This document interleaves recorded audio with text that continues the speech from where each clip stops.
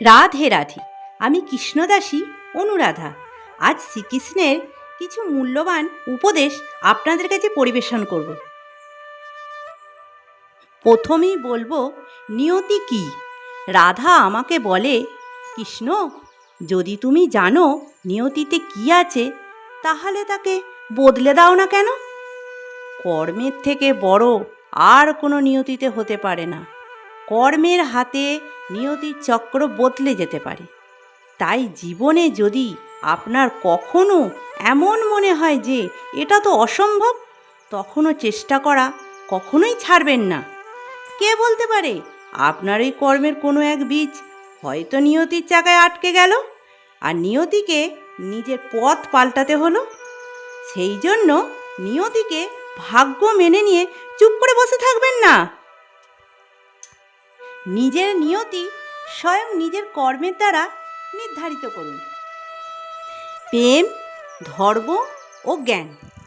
শ্রীকৃষ্ণ প্রেম, ধর্ম ও জ্ঞানের প্রতীক। জীবনের প্রতিটি মোড়ে তিনি আমাদের শিখিয়েছেন সত্যের পথ, ভক্তির শক্তি আর আত্মার অমরত্বের কথা। কর্ম ও কর্তব্য।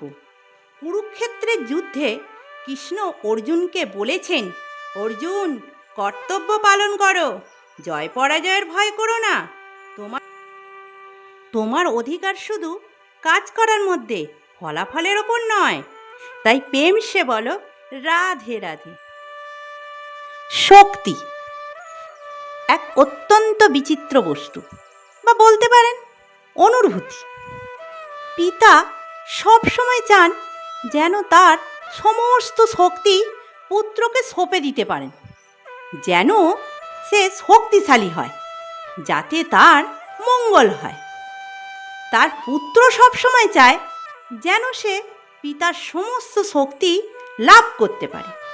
কিন্তু সেই শক্তি লাভ করার জন্য পুত্র হওয়া যথেষ্ট নয়, যোগ্য পাত্র হতে হয়। যদি আপনি সুপাত্র হন আর আপনাকে শক্তি দেয়া হয়, তাহলে আপনি সেই শক্তির গুরুত্বটা বুঝবেন। কোথায় সেই শক্তির প্রয়োগ করা উচিত সেটা বুঝবেন। তাই শক্তির অপব্যবহার হবে না। কিন্তু আপনি যদি কুপাত্র হন, তাহলে আপনি শক্তির অপব্যবহার করবেন। যদি আপনি কোনো শক্তি অর্জন করতে চান, তাহলে আগে তার যোগ্য হয়ে উঠুন। পুত্র নয়, সুপাত্র হয়ে উঠুন। সমতা ও আত্মার অমরত্ব।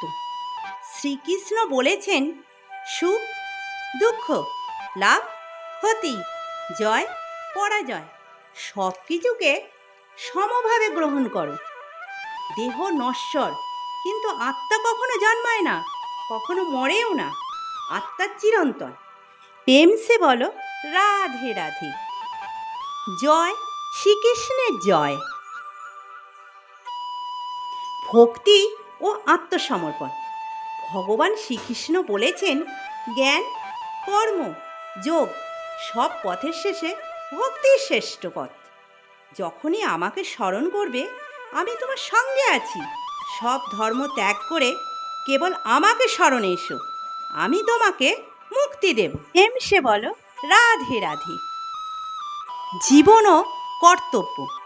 কৃষ্ণ আমাদের শিখিয়েছেন, জীবন হলো কর্তব্য, প্রেম আর ভক্তির এক মহাযাত্রা।